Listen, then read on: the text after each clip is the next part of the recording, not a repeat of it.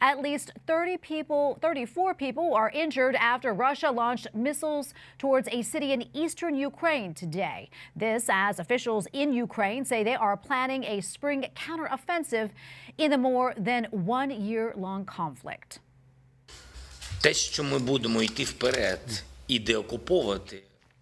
Ukraine's leader says that his military will not wait for the delivery of new military equipment. This as a leading Russian general says the United States is only seeking to prolong the war by providing weapons and financial assistance to Ukraine. And joining us now in the studio is John Elliott, managing partner for Brighton Strategy Group and former chief spokesman for the National Security Council. John, great to be with you again. It's great to be here, Tracy. Thank you very much. So, John, let's talk about this.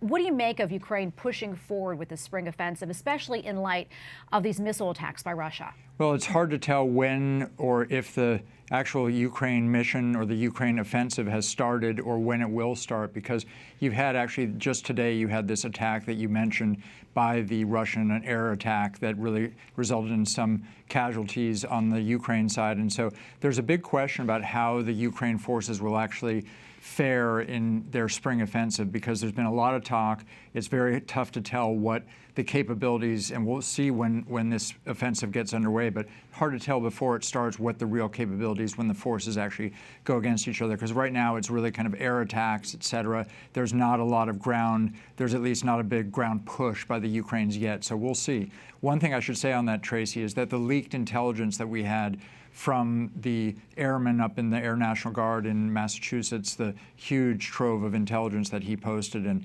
about 100 documents, a lot of those said in classified materials that the Ukrainians are not really as capable as the spin has been from this administration. So it's a little bit of a double speak when the administration is telling us how capable the Ukrainians are and exactly what they're saying behind closed doors, according to these documents, if you believe the documents are real, and most do. So the question is, we're now going to see what the actual answer is there, whether the Ukrainian forces are capable and are able to really make great advances against the Russians. Yeah, another thing I want to touch on quickly is that, as you know, the United States recently announced that it was giving, I think, about $325 million more in weapons and equipment to the Ukrainians.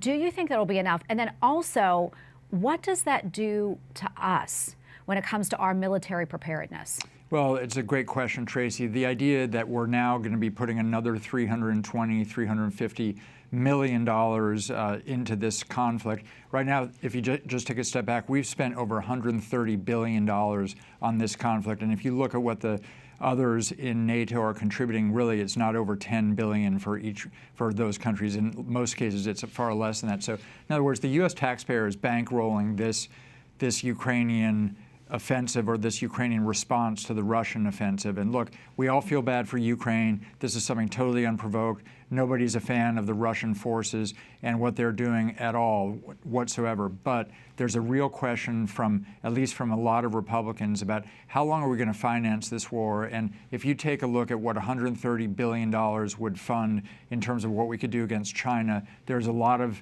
feeling that we've taken our eye off the ball, both financially and strategically, in focusing so much on Ukraine. John, we probably have a minute or so left. I want to talk about what's happening here at home. Coming up next week, Title 42 is expected to expire. It's anticipated that about 10,000 migrants a day are going to be coming through our border, and we're also learning that many of them are Chinese nationals. What do you make of this? Well, look, the border is a disaster, and it has been for the last 2.5 years. The border was under control under President Trump. When President Biden came in office, there was a lot of pressure on him from his left to really just leave the border open and allow these immigrants to come in. You raise it, and so now it's going to get even worse with this change in the title that's coming up. But when you look at the number of Chinese that are coming in, you already had a lot of fentanyl coming across. So the Chinese are really contributing a lot to, not only in terms of the immigration, they're obviously the main people who are coming across are from Latin America, but in terms of the non-Latin American people who are coming over the border. The Chinese are now in the front place on that. And so what it means is, what are they up to? We saw the spy balloon. We saw now a bunch of Chinese coming in, really ramping up their involvement here. So the question right now is really, what are they up to? And is this a real problem for our national security? Most of us would say absolutely. Yeah, certainly more questions than answers. Absolutely. Well, unfortunately, we're out of time. John, thank you so much for coming on. We always appreciate your insights. Thank you, Tracy. It's always good to be on.